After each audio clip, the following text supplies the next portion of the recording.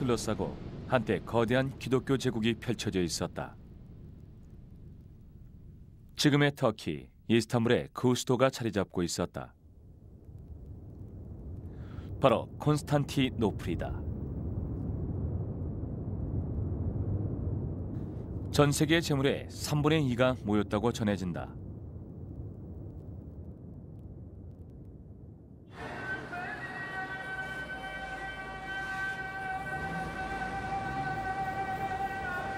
지금은 주민들 대부분이 이슬람교를 믿고 있다.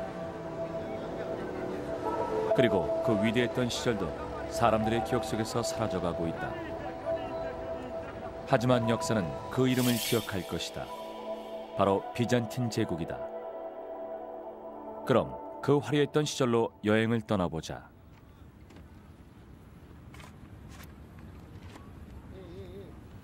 이스탄불의 중앙에 위치한 이곳에는 원래 법정이 서 있었다. 이곳에서 새 건물을 짓기 위해 공사를 하다 뜻밖의 유적이 발견됐다.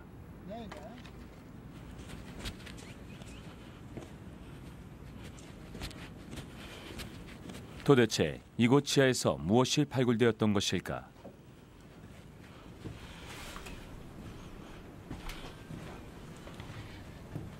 Bu kemerli geçiş çıktığı zaman çok heyecanlandık. Çünkü burası Osmanlı dönemiyle Bizans dönemini ayıran bir zaman tüneli gibiydi. 놀랍게도 여기에는 비잔틴 제국의 왕궁이 묻혀 있다.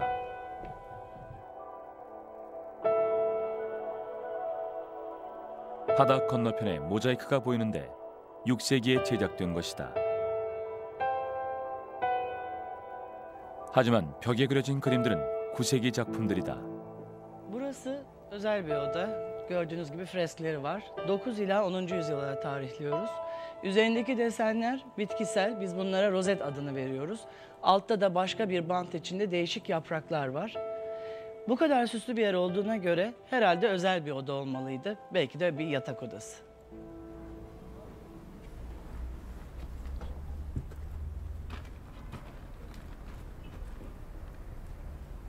방 한쪽에서 발견된 유골은 12세기의 것으로 추정되고 있다. 비잔틴 제국은 서기 4세기에서 15세기 사이에 강대한 제국을 형성했다.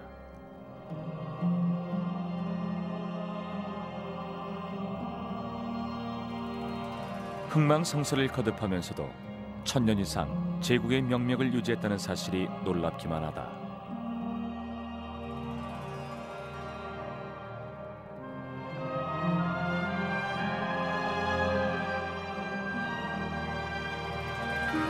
이 시기 동안 많은 위대한 유산이 탄생했다. 정교한 금 세공품에서부터 화려한 칠보공예품까지 만들어졌다.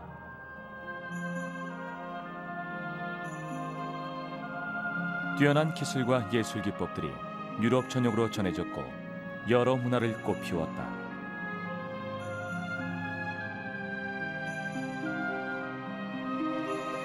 당시 독일은 신성 로마 제국에 속해 있었는데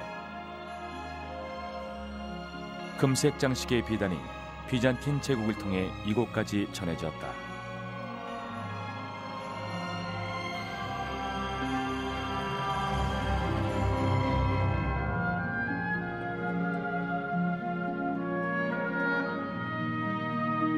동양과 서양을 연결해준 실크로드 덕분에 머나먼 동양의 중국 땅에서도 비잔틴 제국의 금화가 발견되기도 했다.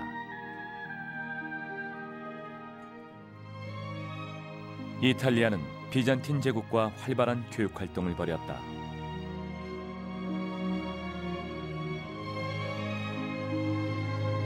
비잔틴 문화를 대변하는 모자이크는 아직도 유럽의 교회와 성당을 화려하게 장식하고 있다. 터키, 이탈리아, 그리스, 이집트를 비롯해 9개 국가가 비잔틴 제국의 문화유산을 이어받았다. 우리는 긴 세월 비잔틴 제국이 어떻게 변해갔는지 그 긴 여정을 따라가 볼 것이다.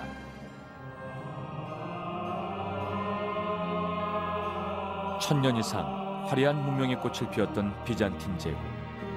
과연 우리 인류에게 어떤 문화유산들을 남겼을까? 그 위대한 유산들은 지금 어디에서 어떤 모습으로 옛 영광을 간직하고 있을까?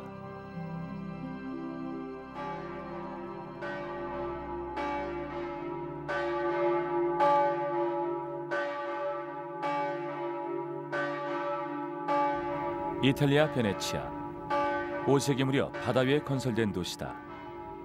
바로 비잔틴 제국이 출현하고 얼마 지나지 않은 때였다.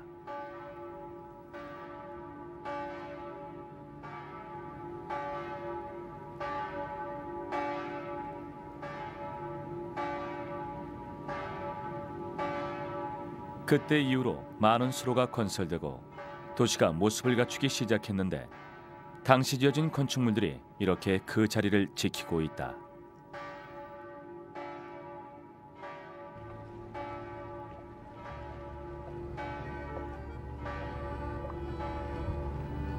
오늘날 베네치아는 관광객들에게 최고의 명소다.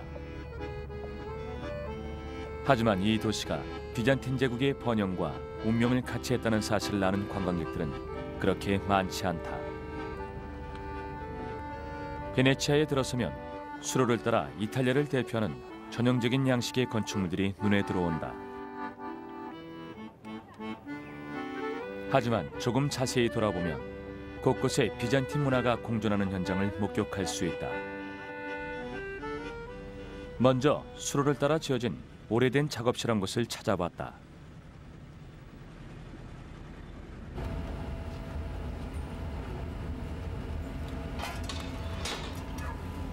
유리 타일을 만드는 곳이다. 이렇게 제작된 유리 타일이 장다.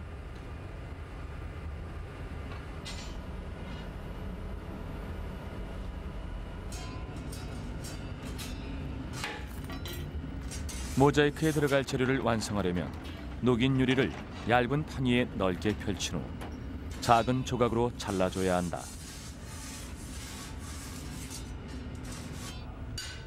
이렇게 다채로운 색깔의 유리 조각들을 결합해 만든 모자이크가 비잔틴 시대의 대표적인 예술 양식이다.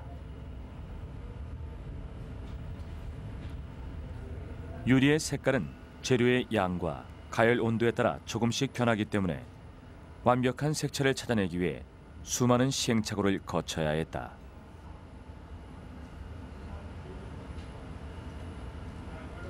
뛰어난 기술과 오랜 경험이 어우러져야 가장 완벽한 색채를 만들어낼 수 있다. 비잔틴의 모자이크를 재현해내기 위해 지난 수십 년 동안 많은 장인들이 구슬땀을 흘렸다.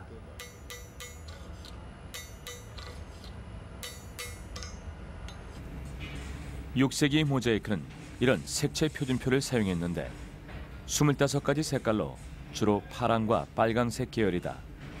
하지만 모자이크에서 가장 중요한 색깔은 바로 금색이다. 이 금색 유리 타일은 비잔틴 제국의 번영과 높은 기술 수준을 단적으로 보여준다. 금색 타일은 실제로 두 개의 유리판 사이에 얇은 금박을 넣어 제작된다.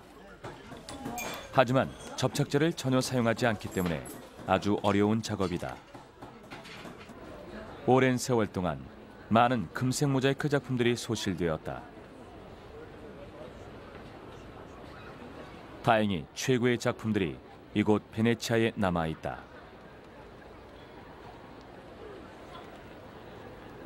한쪽으로 베네치아의 관광 명소 중 하나인 산마르코 성당이 보인다. 성당은 베네치아의 다른 건축물들과 달리 5개의 돔 지붕을 가지고 있다. 하루에만 만여 명의 관광객들이 전 세계에서 이곳 산마르코 성당을 찾는다. 11세기에 지어진 전형적인 비잔틴 양식의 건축물이다. 이렇게 금빛 물결이 성당을 뒤덮고 있다. 그 사이로 모자이크들이 조화를 이루며 그 모습을 뽐낸다.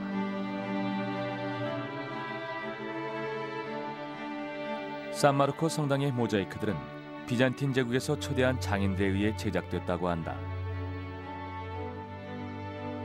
그때부터 모자이크 기술이 세대를 거쳐 전해졌고 수세기에 걸쳐 모자이크가 완성되어졌다. 오래전 비잔틴 사람들은 금색이 천국의 모습을 가장 잘 표현하고 있다고 믿었다.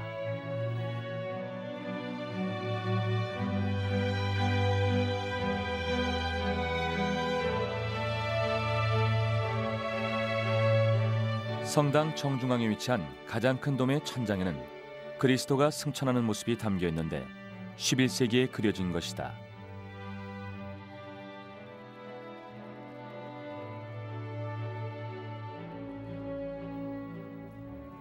예수 옆으로 성모 마리아와 12제자 그리고 대천사들이 자리 잡고 있다.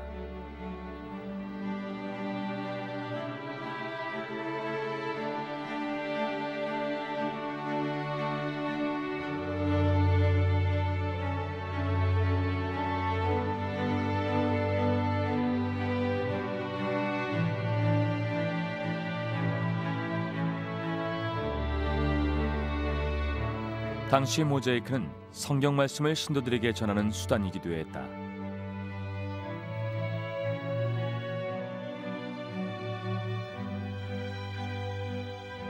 이 모자이크는 예수에게 배신의 입맞춤을 하는 유다의 모습을 담고 있다. 이곳을 찾는 사람들은 성당을 둘러보며 전 세계로 기독교가 전파되기를 바라는 강렬한 종교적 열망을 느끼지 않았을까.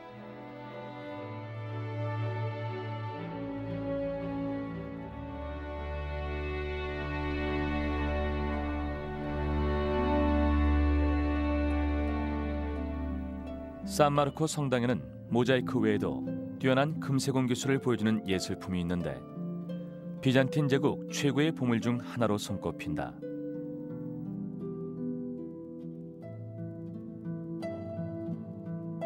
제단 뒤쪽에 서 있는 금벽장인 팔라도로다.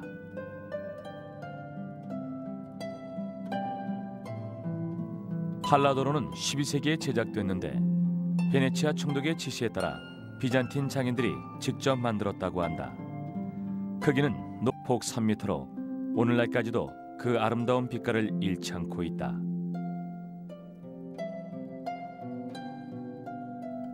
팔라도로를 만들기 위해 진주 500개, 에메랄드 300개, 사파이어 250개를 포함해 2,000여 개 이상의 보석이 사용됐다.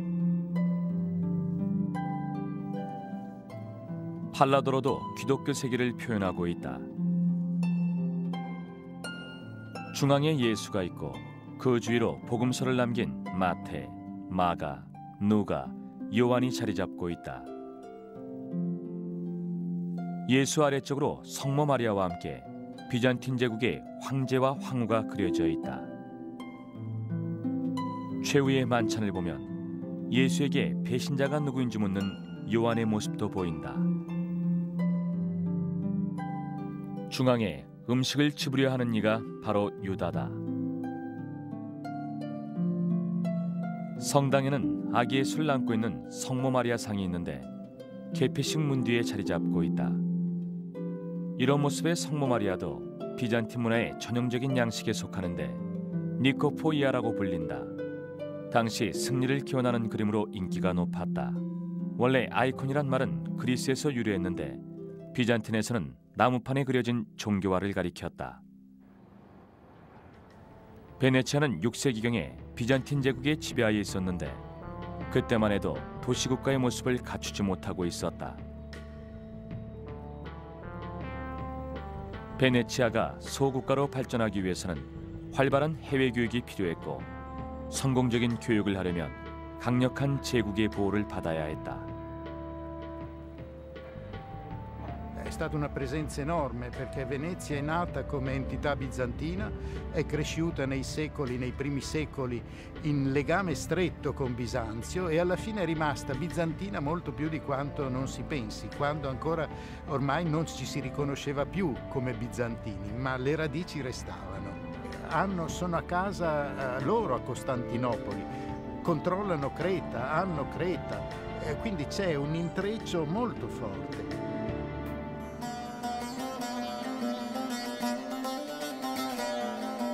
사실 비잔틴 제국을 제대로 이해하려면 2세기 상황을 돌아볼 필요가 있다.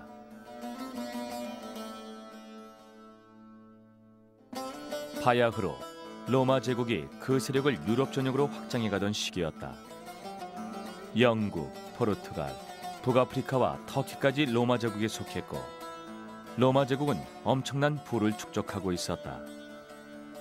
하지만 좋은 시절이 있으면 힘든 시절이 찾아오기 마련이다.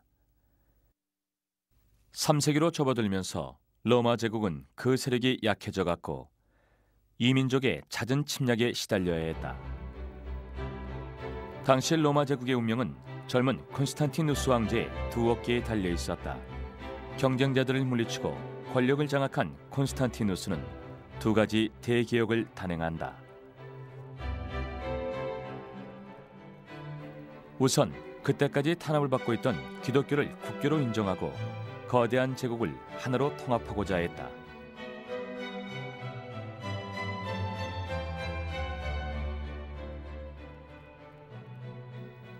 다음으로 수도를 이민족의 침략에 시달리고 있던 로마에서 동쪽으로 옮기도록 했다.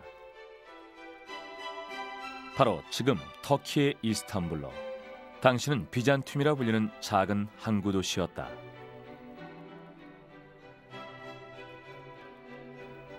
비잔티움은 삼면이 바다로 둘러싸여 있어 천혜의 요새였다.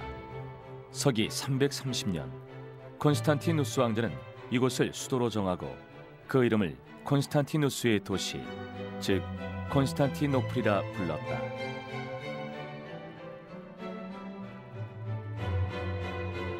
(4세기가) 되면서 로마 제국은 동서로 분열된다.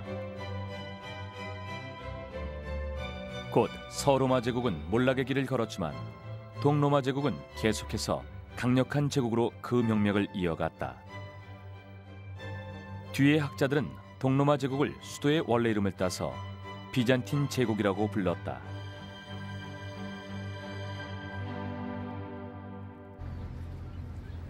콘스탄티노플을 바라보면 커다란 탑이 솟아있는데 도시 전체를 내려다보기에 아주 좋은 장소다. 그럼 이곳 콘스탄티노플에 대해 잠시 설명을 들어보자. Bu gördüğünüz yapı Galata Kulesi. İstanbul'un en güzel manzaralarından birini bu kuleden seyredebiliriz.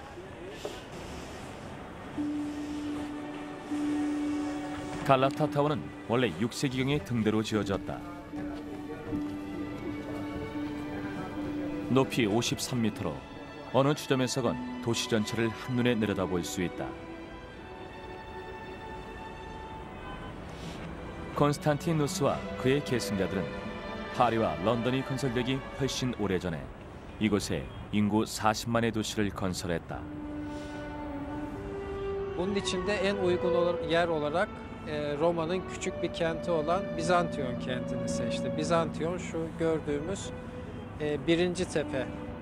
Topkapı Sarayı ve Ayasofya'nın olduğu tepeyi kapsayan küçük bir kentti. Konstantin Roma kentini model alarak burayı biraz Roma kentine benzer bir biçimde imar etti. Yani Roma kentinde olan her şey aynı zamanda bu kentte de olsun istedi. 콘스탄티노플은 삼면이 바다로 둘러싸여 있고 한쪽으로 성벽이 서 있다.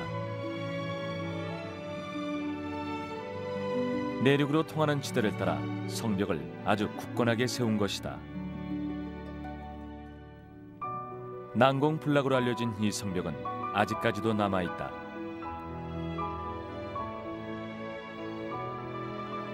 가장 두터운 지점은 그 두께가 5m나 된다.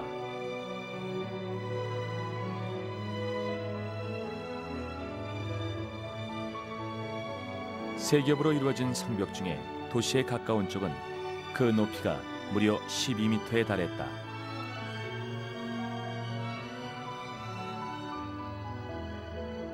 그리고 성벽 바깥쪽으로는 적의 접근을 막기 위해 도랑을 파고 물을 채워 넣었다. 비잔틴 제국이 1100년 동안 번성했던 데는 이렇게 튼튼한 성벽도 한 몫을 했다. 하지만 수도를 건설하기 위해서는 더 많은 공사가 필요했다. 100여 킬로미터나 떨어진 수원지에서 물을 끌어오려면 이렇게 수로를 건설해야 했다. 그리고 수로가 끝나는 지점에는 이런 시설이 지어졌다. 거대한 지하 저수지다. 덕분에 도시 전체가 포위를 당해도 3개월 동안 물을 공급할 수 있었다. 모든 기둥에는 이렇게 정교한 조각이 새겨져 있다. 메두사의 얼굴을 조각한 기둥도 보인다. 메두사는 신화 속 괴물로 그녀의 눈을 쳐다본 사람은 돌로 변했다고 한다. 메두사의 머리는 뱀들이 뒤덮고 있다. 비잔틴 사람들은 이렇게 괴물의 얼굴을 거꾸로 조각해서 사악한 힘을 차단하려 했던 것일까?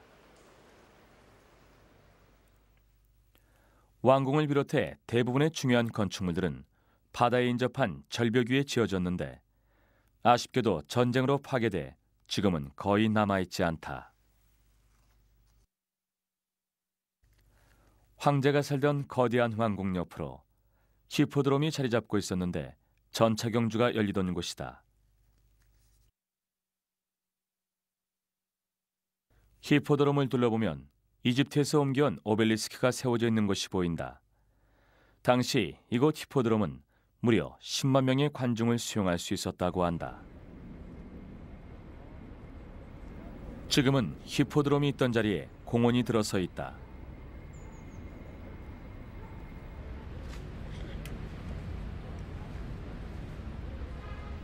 하늘로 뻗어있는 오벨리스크를 보면 이곳이 4세기 유적지임을 알 수 있는데 그 아래를 받치고 있는 기단석을 살펴보면 당시 경주 모습이 조각되어 있다.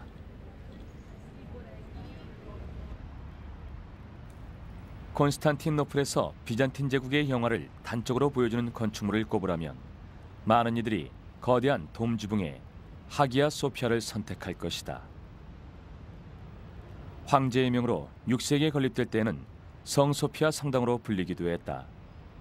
왕궁까지 무려 50만 명의 인력을 동원한 덕분에 6년 만에 거대한 성당을 완성했다고 한다.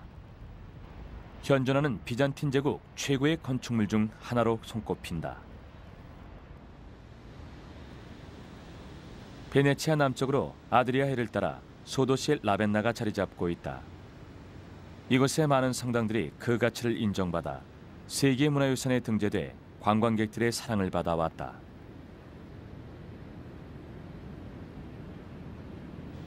하지만 라벤나는 르네상스 시대의 전통을 계승한 다른 이탈리아 도시들과 사뭇 다른 분위기를 풍긴다.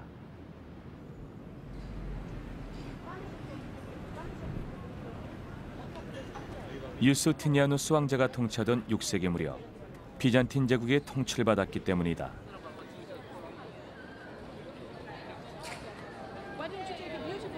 놀랍게도 당시 지어졌던 많은 건축물들이 아직도 자리를 지키고 있다.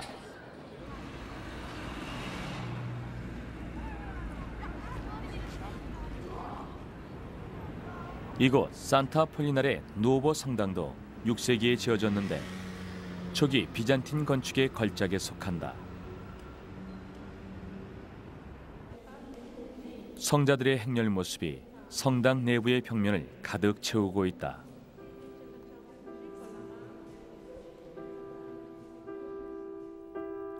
벽화 속 인물들은 기독교가 박해받던 시절 기꺼이 순교의 길을 택했고 이렇게 성자로 남게 되었다.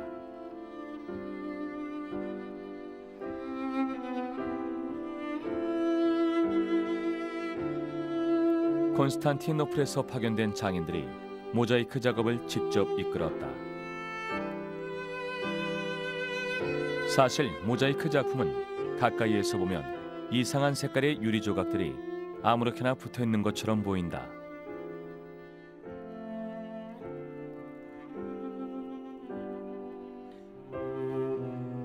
하지만 몇 발자국만 뒤로 물러나면 아름답고 조화로운 전체 모습이 한눈에 들어온다.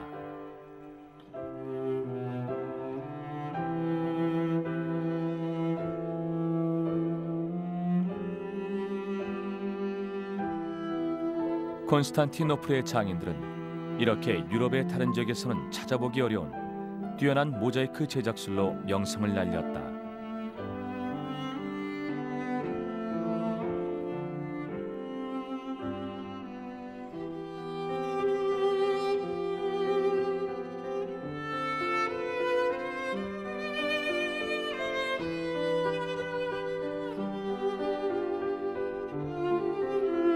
이곳은 6세기에 라벤나에 지어진 산 비탈레 성당이다.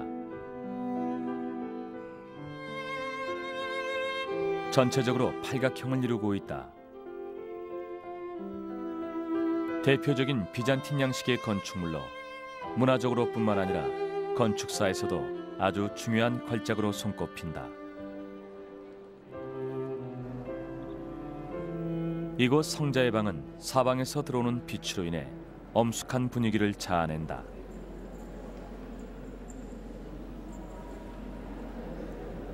실내의 많은 벽화들은 비잔틴 시대 이후로 계속해서 복원되어져 왔다.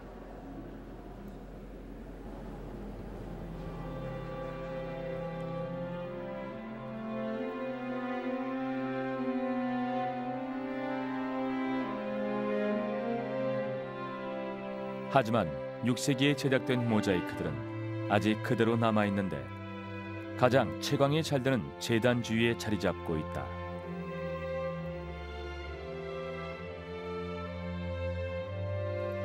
산비탈레 성당의 모자이크들은 아름다운 색채로 가득한 신의 세계를 담고 있다.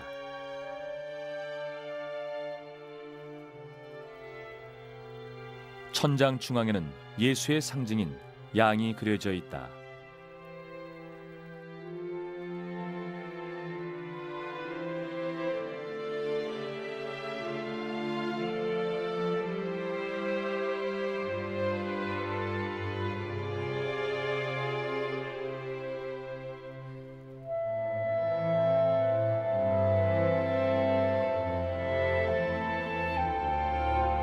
그리고 불사의 영혼을 상징하는 공작도 보인다.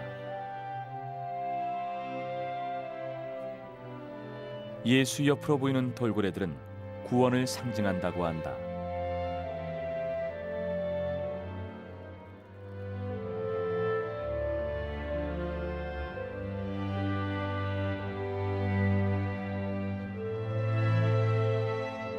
사도 마가의 상징인 사자의 모습도 보인다.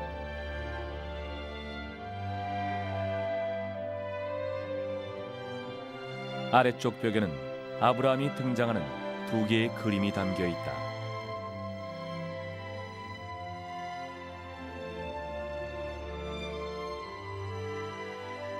왼쪽에는 천사가 아브라함에게 아들의 탄생을 알려주고 있다. 그리고 오른쪽에는 아브라함이 자신의 아들을 신에게 바치는 모습이 보인다.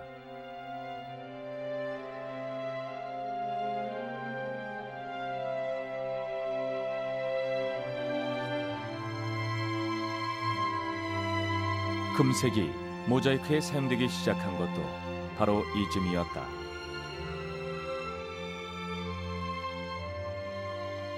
이 뿔들은 코누코피아라 불리는데 바로 풍요의 뿔이라는 뜻이다. 고대 시대에 풍요로운 수확을 뜻하는 상징물로 사용됐다.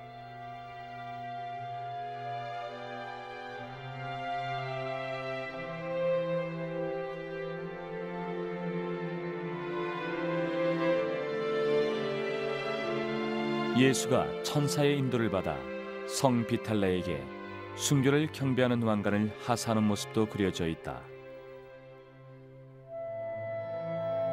오른쪽에 보이는 인물은 대주교로 성당이 건설되고 있는 현장을 내려다보고 있다.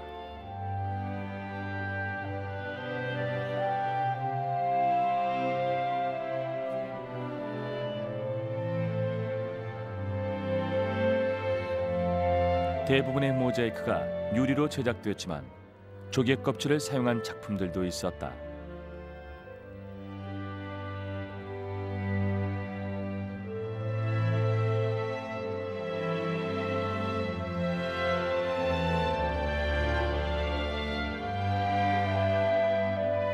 비잔틴 제국 이전에는 주로 석재를 이용해 모자이크를 제작했다고 한다.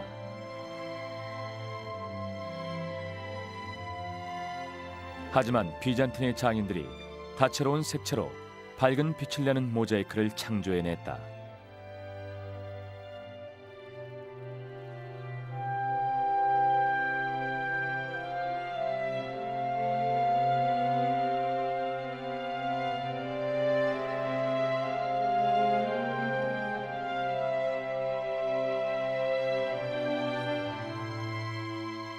천장 아래쪽 양벽면에는 유스티니아누스 황제와 테오도라 황후의 모습이 담겨 있다.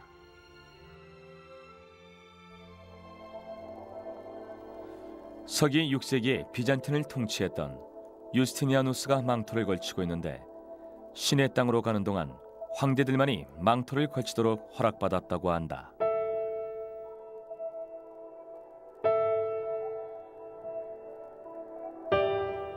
유스티니아누스의 맞은편 벽면에 취중들에 둘러싸여 있는 테오도라 황후의 모습이 보인다.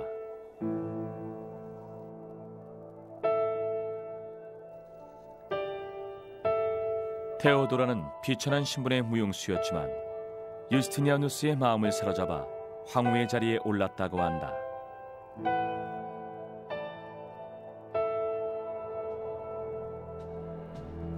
(6세기는) 비잔틴 제국이 그 세력을 확장해가던 시기였다. 유스티니아누스 왕제는 고대 로마 제국의 영광을 재현하기를 갈망했고 대대적인 군사 정보를 통해 비잔틴 제국의 영토를 넓혀나갔다. 유스티니아누스 왕제는 또한 시민법 대전을 편찬해 법체계를 정립하는 데도 힘을 쏟았는데 당시 만들어진 시민법 대전은 유럽의 근대적인 법제도가 탄생하는 데 훌륭한 발판이 되었다. 하지만 유스티니아누스는 인기가 없던 황제였다고 한다. 그 이유는 전쟁을 수행하느라 너무 과중한 세금을 부과했기 때문이었다. 서기 532년 1월 백성들의 불만이 히포드롬에서 전차 경주가 열리는 동안 극에 달한다. 작은 소요로 시작된 시위가 대대적인 폭동으로 커지면서 결국에는 황제를 퇴위시키라는 요구를 하기에 이른다.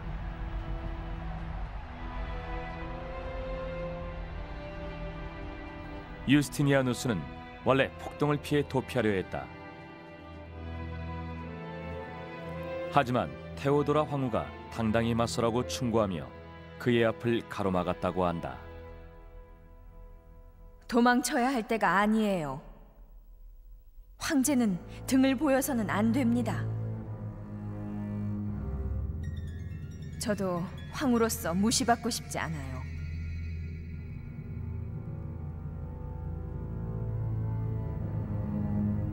황제시여, 안전을 걱정하신다면 해결책은 간단하옵니다.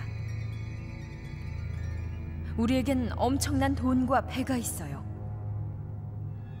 하지만 우리가 살아남는 대가로 그 모든 것을 포기한다면 그것이 올바른 선택일까요? 옛 현자들의 가르침을 따르세요.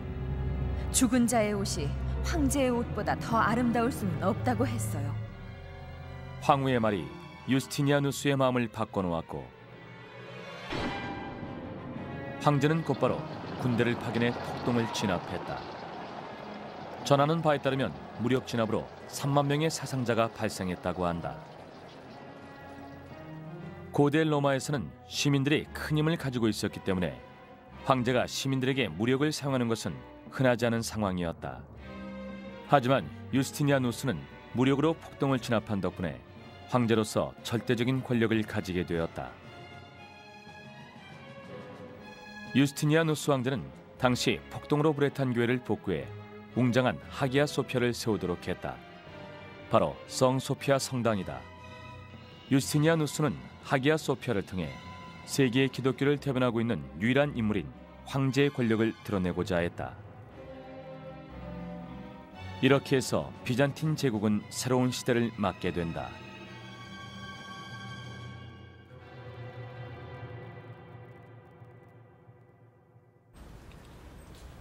이 교회는 라벤나시의 중앙에 자리 잡고 있다. 1993년 바로 이 자리에서 지하주차장 공사가 시작됐다.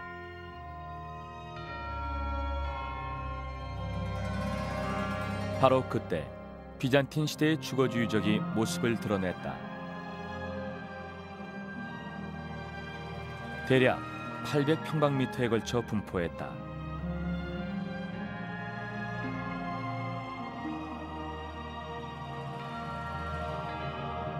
바닥의 모자이크들은 6세기에 제작된 것으로 판명됐는데 복구 작업을 거쳐 일반인들에게 공개됐다.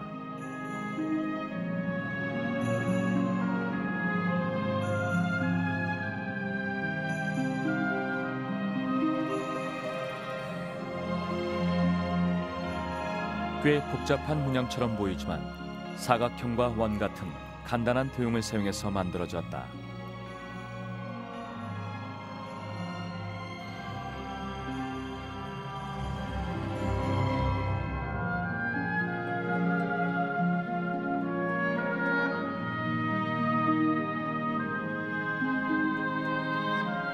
각 방마다 아주 다른 문양들이 사용됐다.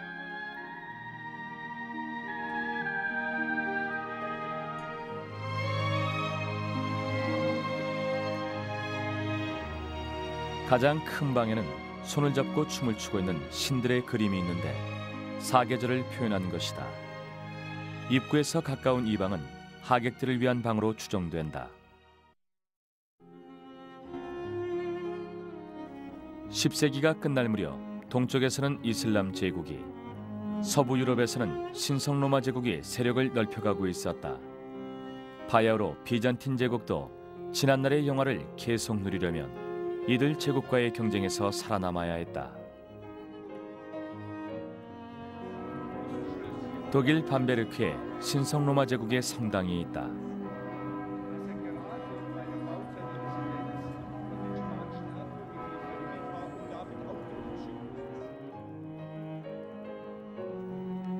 이곳에는 10세기에 대주교가 특별한 의식을 위해 사용했던 예복과 양말이 남아있는데 모두 비잔틴의 비단으로 만들어졌다.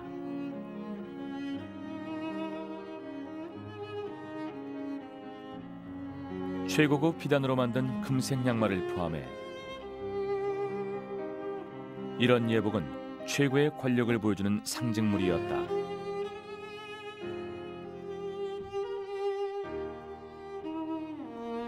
이 때문에 비잔틴 제국은 주변 국가와의 친선을 위해 그 지도자들에게 고급 비단 제품을 선물로 보내곤 했다.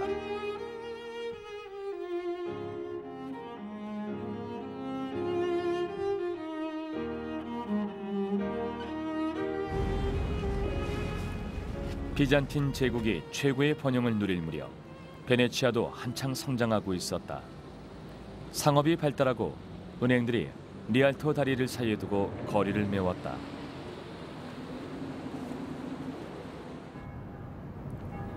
산마르코 성당 옆으로 두칼레 궁전이 자리 잡고 있다.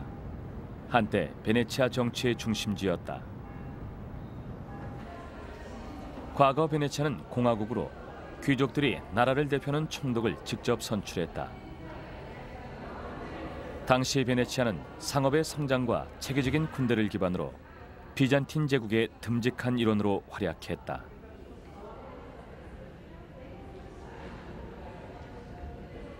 두칼레 궁전의 한 벽면에 그때의 모습이 재현돼 있다.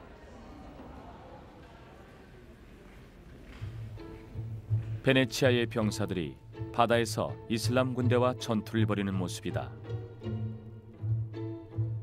교육품들을 목적지까지 안전하게 수송하기 위해 베네치아의 선원들은 군인으로도 활약했는데 비잔틴 왕실은 베네치아인들의 해상 전투 능력에 크게 감탄했다고 한다.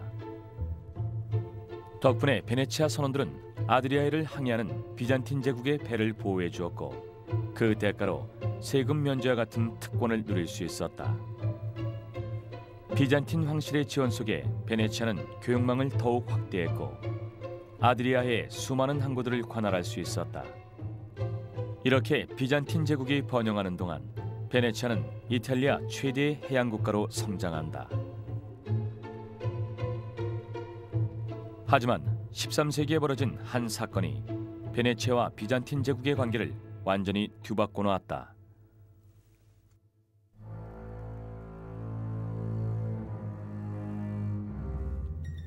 1203년 이슬람 제국으로부터 성지를 회복하기 위한 십자군 원정이 준비되고 있었다. 4차 십자군 원정이었다. 베네치아도 해군을 동원해 성지를 공격할 계획이었다.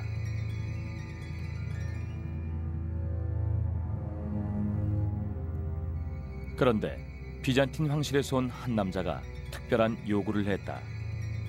내가 황제가 될 예정이었다. 하지만 삼촌이 그 자리를 빼앗았고 나는 쫓겨났다. 나를 도와주기 바란다. 내가 황제의 자리를 되찾을 수 있도록 함께 콘스탄티노플로 가자고 제안한 것이다. 아주 그럴듯한 제안이었다. 당시 십자군은 원정을 위한 자금 마련에 어려움을 겪고 있었다. 그런데 한 남자가 자신이 황제가 되면 막대한 보상을 해주겠다고 약속을 해온 것이다.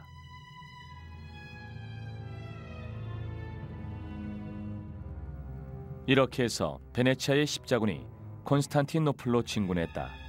십자군의 후원을 받은 그 남자가 황제 자리에 오르는 것은 자명한 듯 보였다.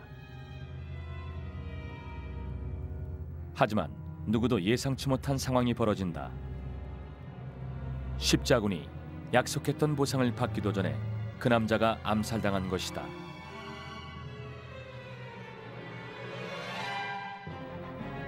베네치아 사람들은 분노했다. 십자군 원정에 필요한 자금을 얻을 수 없는 상황이었다.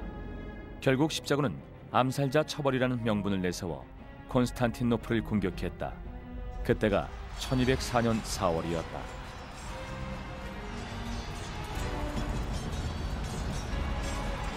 불과 일주일 만에 수도가 함락됐다.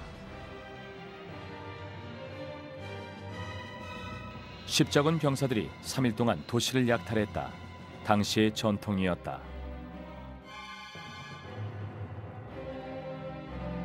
한 병사는 세상의 재물 3분의 2가 콘스탄티노플에 모여 있었다고 당시를 기억했다. 콘스탄티노플은 중세의 보물 창고였다.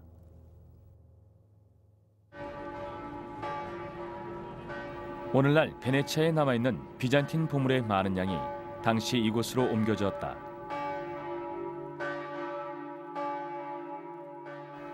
이렇게 베네치아로 반입된 많은 비잔틴 보물들이 아직도 산마르코 성당에 전시되어 있다. 성당 2층에 보물 전시실이 자리 잡고 있는데 세계에서 가장 많은 양의 비잔틴 예술품을 전시하고 있는 곳이다.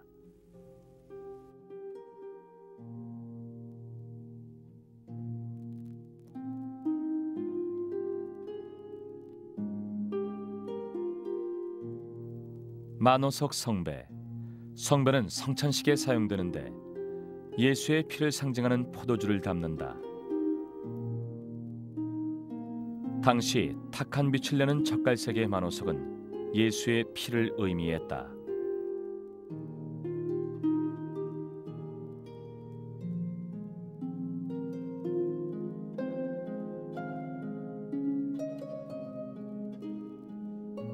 이것은 금과 은으로 만든 향로다. 향로도 가톨릭 의식에 사용된다.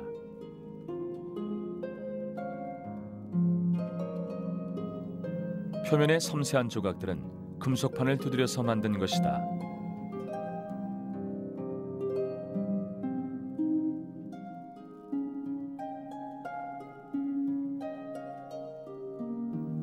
대천사 미카엘.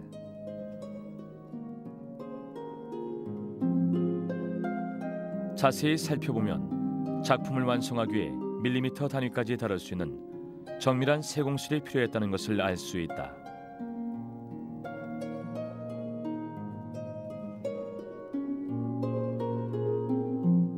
천사의 두 날개는 금속판 위에 유리막을 입혀 만들었는데 칠보공예로 알려진 방법이다. 비잔틴의 칠보공예는 특히 아주 뛰어났는데 섬세한 무늬가 찍힌 금 소지에 염료를 채우는 방식을 사용했다. 이 팔라도로는 보물을 보관할 공간이 더 필요해지면서 조금 개조됐다.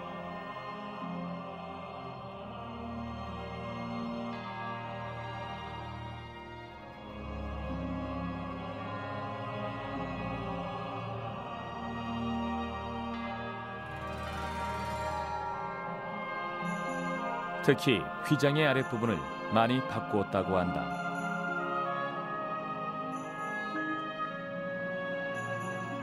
원래는 여기에 비잔틴 제국의 황제 얼굴이 그려져 있었다. 하지만 베네치아 총독의 얼굴로 바뀌었다. 베네치아와 비잔틴의 뒤바뀐 운명을 단적으로 드러내고 있는 것이다.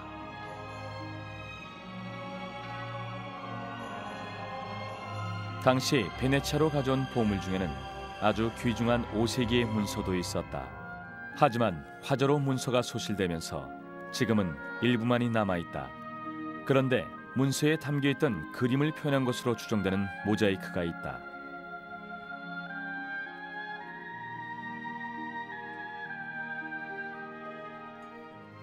창세기의 모습을 담은 것으로 바로 산마르코 성당의 입구 천장에 붙어 있다.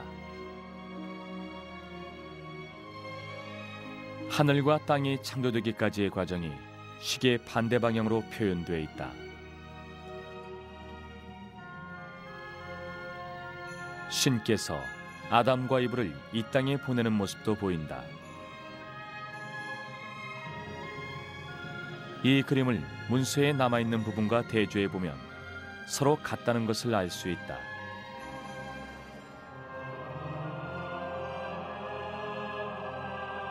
이렇게 베네치아는 비잔틴 문화를 계승하고 있다.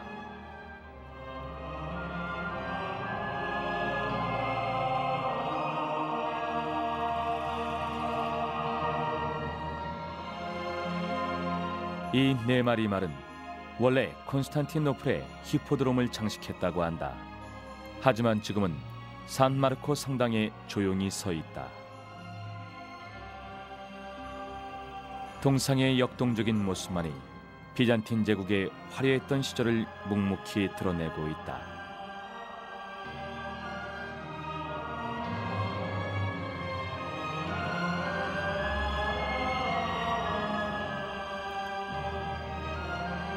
(4차) 십자군 원정이 끝난 후 비잔틴 제국은 잃어버린 콘스탄티노플을 되찾고 다시 번영의 길을 걷기 시작한다. 다음 시간에는 비잔틴 제국이 그렇게 오랫동안 번영할 수 있었던 비결을 알아보고 그 속에서 종교가 어떤 역할을 했는지 돌아볼 것이다.